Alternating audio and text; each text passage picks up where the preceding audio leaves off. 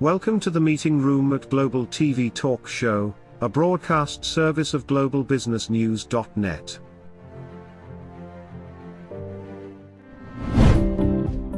This episode from the meeting room of Global TV Talk Show is brought to you by The Bridge School, the accredited international online private school of choice, at bridgek12.org. Porch Light Rental and Destination Services. Reduce your renter lump sum or managed relocation costs.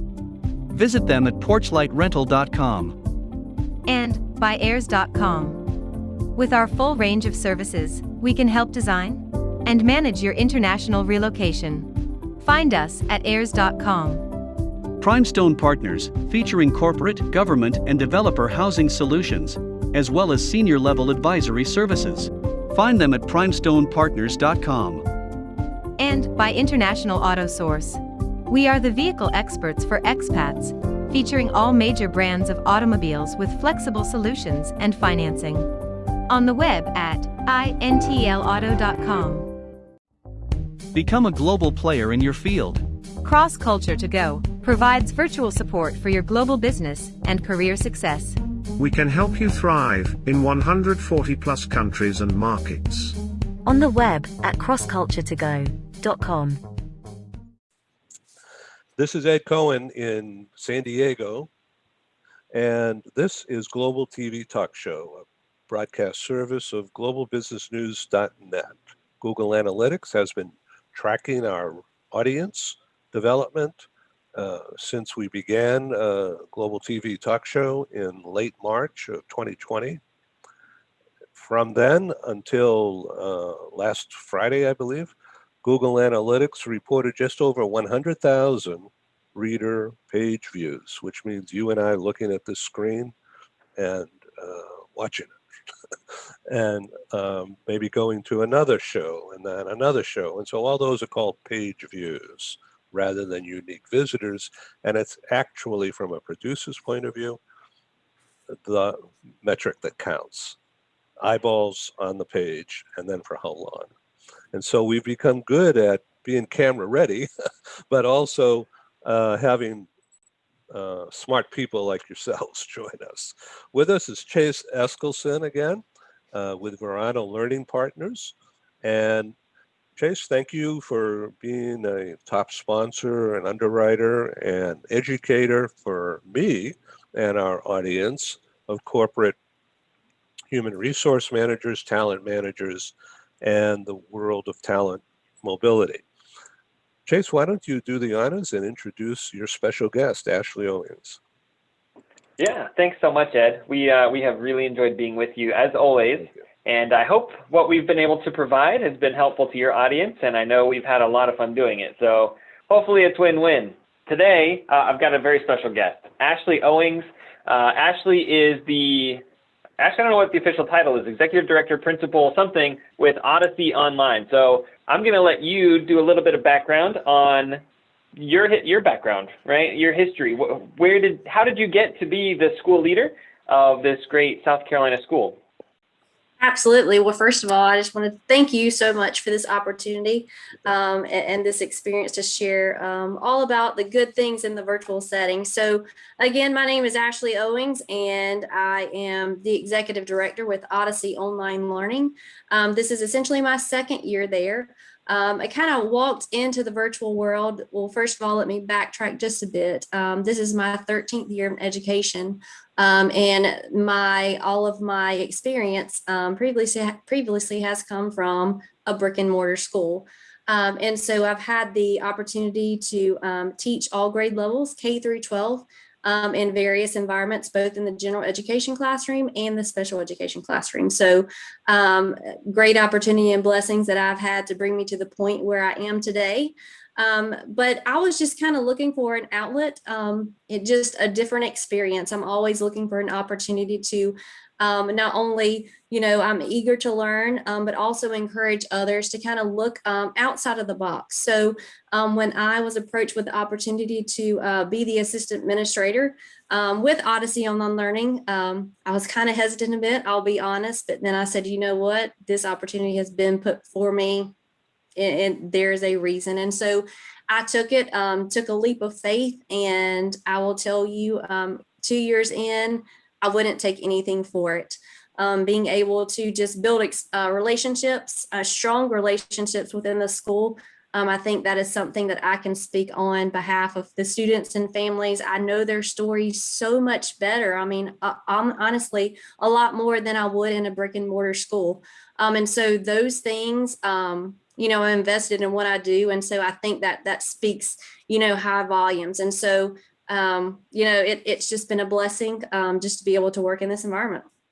So may I ask, you can deflect or redirect me if you don't want to answer this.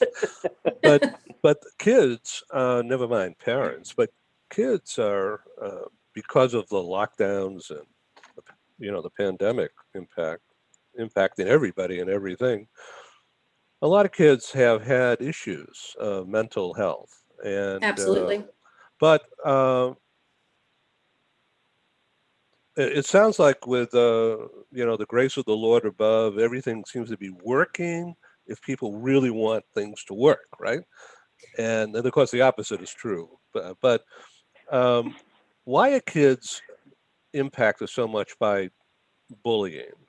Now, not so much online, right? Doesn't happen online, or I think it doesn't anyway. But it does happen in classrooms and in the schoolyard. And why is this? Is this jealousy or is just one-upmanship? And how do you address that kind of a thing if it ever comes up in the online setting? Well, sure. I do think whether you're in a brick and mortar school or in your virtual setting, I do think there's always a possibility for students to be bullied.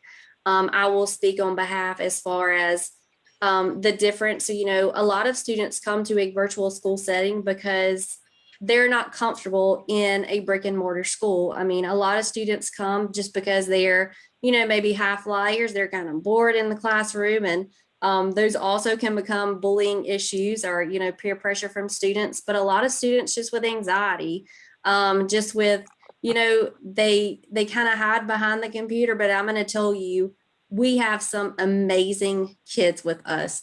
And so I will tell you the thing that the thing that sets our virtual school apart versus other virtual schools is we have positions in place to kind of aid with those processes. So we've implemented a lot of SEL this year. And then so we have our counselors, but we also have interventionists. We have success coaches. So all of these people are involved to help students work through those issues. And so I can tell you from last year coming into our school to this year with putting those positions in place, it is just a huge, it's a 180 spin for us. But that's the thing, like for us in the virtual, like I want to know you, like me as the executive director, I'm the kids principal. I want them to know that they can come to me about anything. And I will tell you, it is my goal every week to I reach out to 20 kids and I build relationships with them. I want to know their stories. And it's nice. They share that and we talk through, maybe it's bullying or maybe it's other issues, but we talk through that and we feed what things can we put in place to help them feel just better about it. And so I guess going back to the bullying, yeah, it happens, but I will say, because, there's social media, there's all kind of things, but I think fostering those relationships and putting those pieces into place to kind of close those gaps, to build the confidence within the students, which, I think expands into their families. I think that is really what makes a difference. So the online thing, Chase, gives flexibility to the kids just as much to the parents. Oh, big time. And interestingly, on that last point, Ed, when I look at the students who have enrolled in our full-time online schools, the two biggest numbers, if you're going to make a pie chart, right? The two biggest sections of our pie chart of why kids pick our online schools. Number one, they had bullying problems in their last school. Number two, the parents didn't feel that the last school was a safe environment for their students. Now, I think there's probably a lot of overlap between those two items, but those are together, those are the two biggest areas. And if you were to look at that pie chart, those two make up almost half of the reasons why kids choose online schools. I had So no there's idea. definitely Wow. something to that. Yeah, I had no Mhm. idea, but I happen to know, uh, well, through marriage, my granddaughter, who's graduating college next week. But back in high school, although she was getting 4.0s, there's some vicious stuff going on there. Hmm. And this is a prosperous area in Orange County, California. And who would think? But boy. And so she opted out of going to class, and she got the permission to do things online way back then, which was Hmm. like 4 years ago now. Amazing, Yeah. isn't it? Wow. It sure is. And I think I got the link to an article that was really interesting. That kind of it's our springboard to talk to some of this stuff today. Producer Paul, if you can get that loaded with the show notes at the end. Obviously, online schools let students escape bullying, and it's a huge option there. But the other area that's really important for us to note is that it allows the students to focus and avoid distractions that are found in their other setting. Now, I'm always really careful to not criticize the last setting, because that last setting might work really, really well for a lot of kids. And I will never criticize my side, even though I know that online and hybrid schools are not the right fit for every student. But what I do know is this: the online option is great for some students. The hybrid option is great for some students. The traditional setting is great for some students. So we've got to understand that this has got to be a parent choice. That parent knows their kid better than any other person, any bureaucrat, any teacher, any principal. The parent knows their kid the best. So allowing them to find the best spot for that kid to land is such an integral part of what we talk about and what we will be talking about today. But allowing that student to find a place where they can truly focus on their academics and avoid a lot of the distractions. Maybe the distractions aren't bullying. Maybe the distractions are other areas and instances that are happening throughout the school day, and those are going to look different for every single student. Actually, I know you've probably got a lot of kids that have picked your school for a specific reason, because they were not being able to focus specifically on this academic area, and now with this model, they can focus on that. Absolutely. The thing about, with online, obviously all of them are different, and I think all of us are great. We all have our ways to shine. But, in particular with my school, we are asynchronous. So we have a lot of students, like I said, who sit in the classroom with us. They work at their self-pace, so they can go in and knock out classes, and we have a lot of students who work during the day, they work at night. So as long as they are logging in and doing their work, they're able to do that.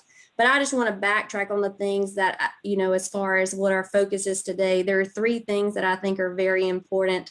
When you're trying to foster and build relationships, the communication piece, just making sure that you're fostering those, and nurturing, a safe environment for not only, the parents and students, for your staff as well. And I think that creates, that cultivates your school culture, and makes it whole.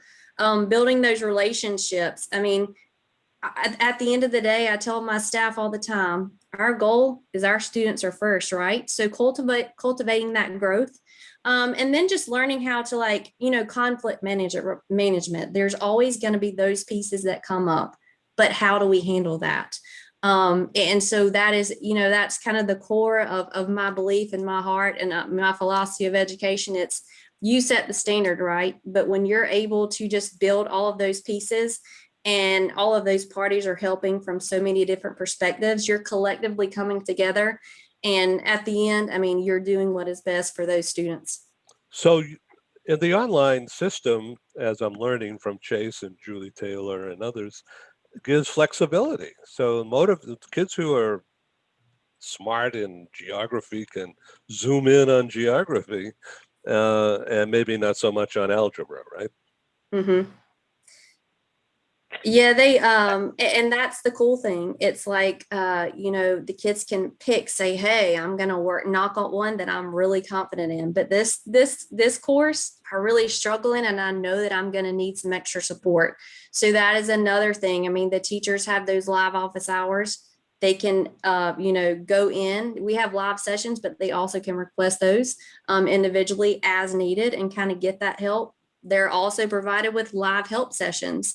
And so it's all, they can approach it with so many ways, and there's so many resources to, direct each individual path. Because like you said, all the students are different, and they all need that individual support. And so that is something, from my lens, that why we are so successful. We're able to meet the kids where they are. And that's a difference maker.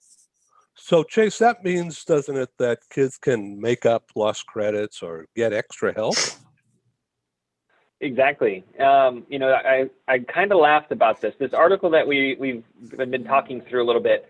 It was updated in January of 2020. So right before the whole world fell apart. And that was the number one reason that this person, before everything happened, thought this is why kids pick online schools, is to make up credits. And I'll be the first to say there are some fantastic schools, online schools, that were built for this specific purpose. We are here, with a very specific task. I am going to help students in my city, in my state, in our country, whatever it might be, make up missed credits. And that was it's working fantastically. There's a lot of students who are getting a ton of help here. What we've seen, fast forward now 18 months, right? There's a lot of kids who during this last 18 months have missed core foundational pieces of their class, and they've failed because what most parents have experienced, right, during this time is not a true online school. It's been emergency remote learning, and it's not been implemented with fidelity. It's not been a good experience for the students in many cases. It's been a terrible experience for the teachers in most cases. And so we're seeing now the parents are hitting summer of 2021 saying, oh man, I've got to find some solutions for my students because they are just missing big pieces of this topic. And so, yes, I think that this, again, is going to become a huge thing moving forward, is how do I get my students the credits that they have missed or the topics that they've missed without it affecting graduation, without it affecting them having to take such a huge workload next fall when schools start getting back to normal. It's a huge piece of the puzzle, and it's coming back with a vengeance now. Ashley, I know you've got thoughts on this as well. Oh yeah. So, that is the huge piece that I said, man, when I landed coming into the virtual setting, like it was set. So, we're embedded, and that is the huge advantage for us as virtual schools. We kept going, right? So there was nothing there to try to close the gaps. What was set up for us, our kids still work remotely every day. And so the expectations remain the same. And we have seen a lot of influx coming into the schools or into the virtual school setting. But that is the thing. As far as like the making up the credits, essentially, like for us, they can kind of push a little faster if they choose, because we are an asynchronous school, but we're on block schedule, right? So they have the potential to earn those 8 credits in the school year. If they push ahead, besides an EOC course, they can do that. But I do think the consistency, that is the huge piece that the students need in their life. They need the structure. Even for me, those are huge factors that I'm just, you just say thank you for having that consistency and the blessing, so that's not, there's so many things going on in the world right now, and that is one thing that they had stability. And so for me, that was huge. And so I was able to, wasn't concerned with the academics, although all the other environmental factors may have affected those things, but I was able to help really, truly, authentically, I would say, foster that, and just aid in the process of our ever-changing world.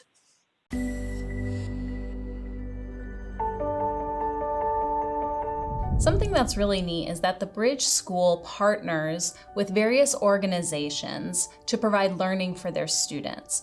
For example, we partner with a major ballet company, and we are able to enroll several of their students into our school. So now not only is the student able to participate in a school and have a seamless transition while they're very active in their ballet career, but now they have other dancers that are with them that are doing some of the same courses. So it's almost becoming a camaraderie where they're taking similar courses, they're working together on their ballet, and really being able to form this great partnership with these organizations to provide a needed service.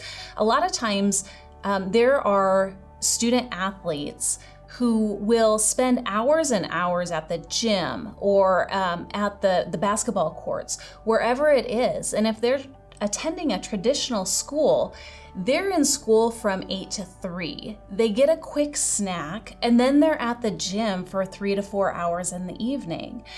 Coming to us and having that partnership, they're able to break that up throughout the day. They can have a morning practice, get some schooling in, have an afternoon practice, finish their schooling in the evening.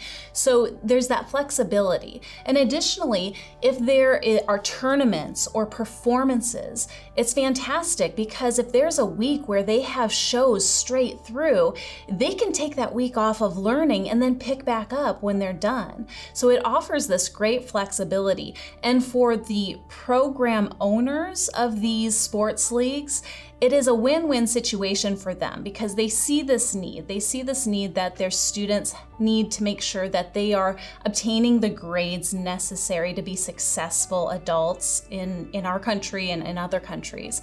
But it provides them an environment where they can be successful at both.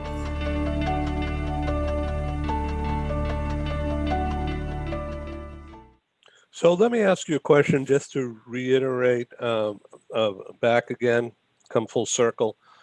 Somebody bright, a kid bright, but who's keeping up, even excelling, and wants to get ahead, and because of their agility and whatever, they're able to finish before others, right? And so I don't know what your cost structure is and all that, but if a kid, say, and just going back to geography, because that was one thing that I loved and still do,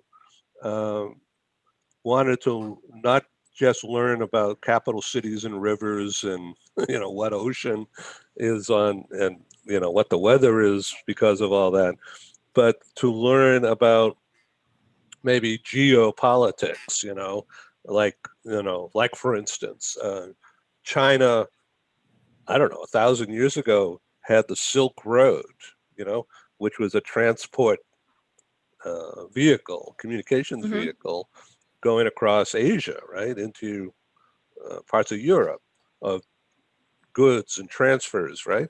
And now the China Belt and Road Initiative is this huge Marshall Plan kind of a thing for the world that's not US dominated, and it's becoming a geopolitical thing. So could a kid who's bright in this regard, at however old, 13, 15 years old, get that senior level approach that I just talked about, even way at that young age, if they wanted to, if that were available? Oh yeah, I will tell you, I mean, my valedictorian last year, he was a 3-year grad. He owned his own business. And so that was one opportunity for him. Wow. He was able to push through. Just a wonderful, amazing story.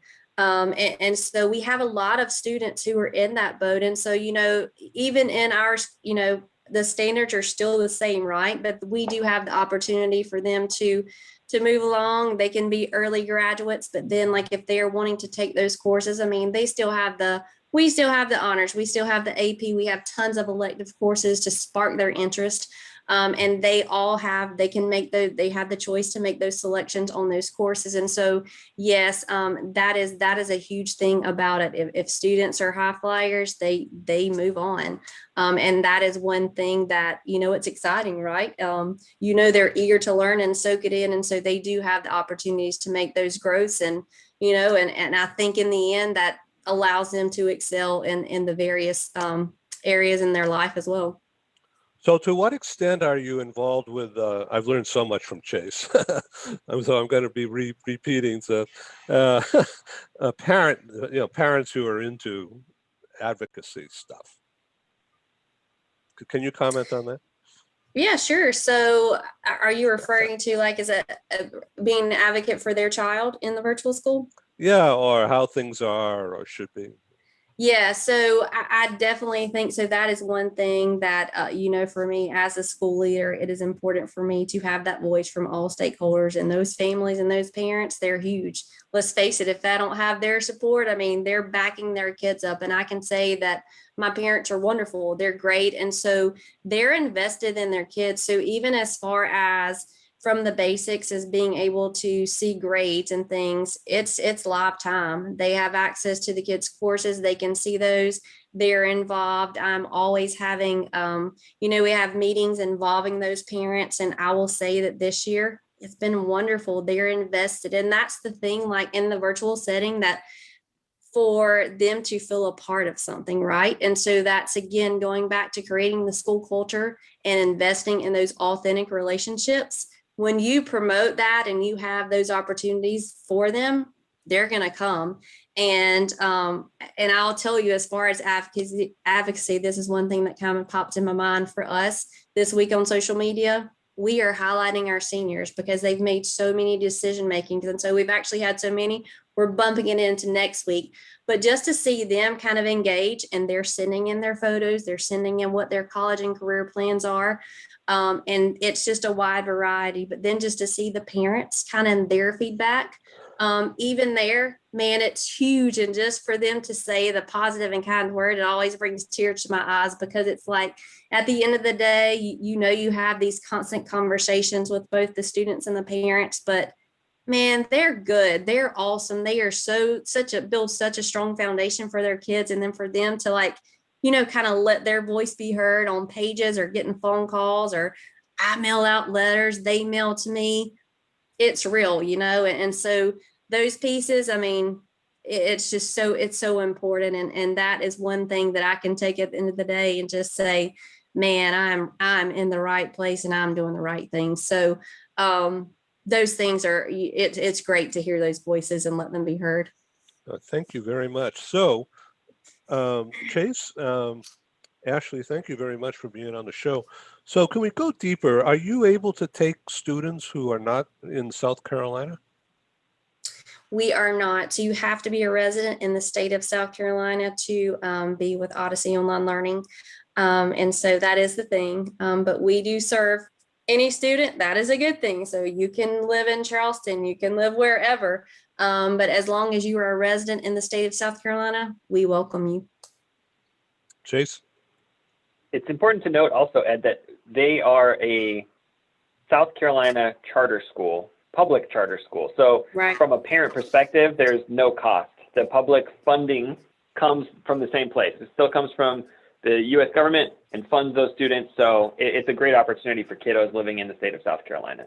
Boy, that's really interesting. And that population is growing now because of relocations.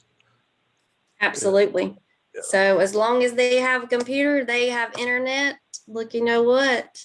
Come join us. We would love to have and just be on that pathway to success. I mean, that's the heart. That's the heart of our school. If we didn't have the students and families, we wouldn't exist. And so that's the thing. I think that is more so a myth about, an online virtual school. No, we are a public charter. We're free. So that's a huge thing for parents. Boy, that's amazing. Wow.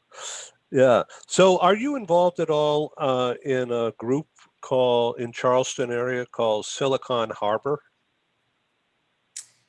I am not. So I happen to have had as a guest on another show that I produced some time ago, prior to the pandemic. So a couple of guys from the Economic Development Organization, Chamber of Commerce in Charleston, one of them was a banker, the other guy ran some high-tech company, and they called themselves Silicon Harbor, to build up the old warehouse area and renovate it into techie. So I was just wondering whether you had the foresight to plug into these guys early, and the economic development aspects of offering this kind of a school for companies relocating into Carolina. Right. No, we don't, but that is definitely something that I can look into. I'm Yeah, you always, should. Yeah. it's all about, I say every day it's all about relationships, and that is one thing that keeps us moving. And a lot of it's word by mouth, but it's important to network, right, and build those strong relationships. And that's what makes us all. We're all a community, and working together. Yeah. Well, just as an aside, my youngest brother, a long time ago, went to University of South Carolina. I think it was Columbia. Mhm. And then they threw him out, but he was there for a while. If he had your schooling, maybe we'll cut that out. I don't know. It sounds like a wonderful opportunity. I wish I was younger and being able to do this. So do you do adult, with that question, do you do adult learning? Well, we do not, but I will tell you, like, we have a lot of, students who come and, maybe their lack of credit and say, hey, like, I'm looking, we serve, when they turn 21, we have to have those conversations with them. But our goal is to, while we can help them and while we can serve them, we want to get them moving. We want to see them be successful. But those are some things, conversations that we have to, we do have, maybe students who, high school, there's like, man, this is just not cut out for me. Cause some of them choose to go the GED route too, but those are all conversations. But I tell my students all the time, the number one thing is, I don't care how old you are. Education is something that no one can ever take from you. And so I encourage them to invest in it. And that is one thing that, I try to embed in the staff too. And just the whole school is like, we're there to push. And sometimes it's pulling them through the mud, but you know what? I will get in the mud with you and help you get out. And so, just always encouraging and showing them the path that is best for them. And so those are always continuous conversations that we do have, although, adult ed is not something that we offer at this time. So I have to tell you, actually, that this has been an inspiration for me, and I'm sure for a lot of our audience. Chase, where do we go from here? Yeah, we've got some pretty great shows queued up in the future, Ed, over the next couple of weeks. I teased it on one of our previous episodes that we're this close. The lawyers, they like to take a long time, but we're this close to announcing a new partnership. And I'm really excited. We're going to pull one of the guys from the other side over to join and talk about this partnership on your show. And I think that it's just really important, as the parents of students listening to your show right now, to think about what is important for my student next school year. This is the prime time, right, to determine which school is the right fit for my student next time. And the other thing that's important to note is what worked previously may or may not work into the future, and you might need something different. Even if it's just for a year or two, you've got to stop and ask yourself the question, what's best for me? What's best for my student this upcoming school year, in fall of 21, and get enrolled now, because those lists fill up quick. Schools have caps, and they've got only so many spots available. So now is the time, and I can't stress that enough. Get your preferred school locked in right now in May, and get that set up in advance. So I hope I can encourage someone to do that. Well, thank you. I think that the world has changed, the tech world, and online capabilities, that somebody like Ashley Owens, with her God-given gifts and desire to be so helpful in this category,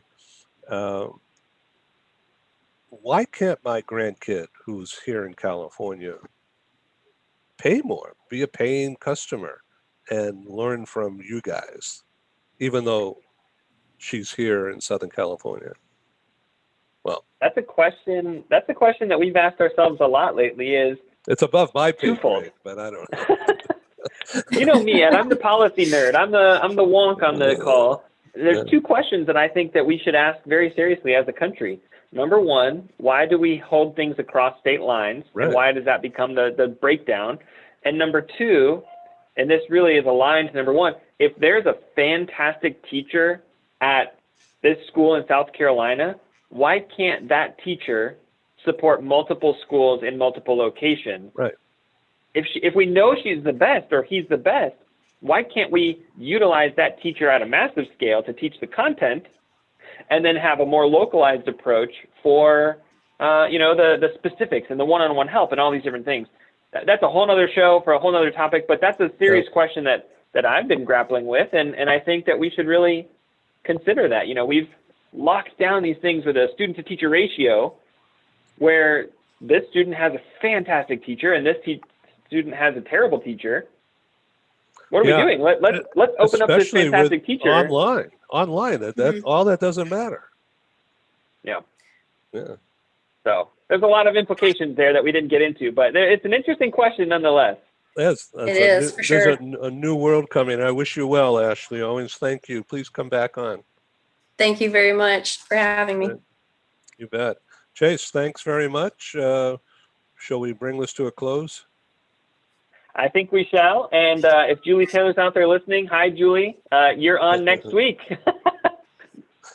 Okay, so give us the address for Verano so people can reach you later. Yep, we'd love to have you check out our website, Verano, Verano.org, Verano.org. Okay, thanks very much. This is Ed in San Diego on Global TV Talk Show. Thank you. It's been great. Thanks so much. Thank you for joining us in the meeting room at Global TV Talk Show. Have a wonderful day, and stay safe.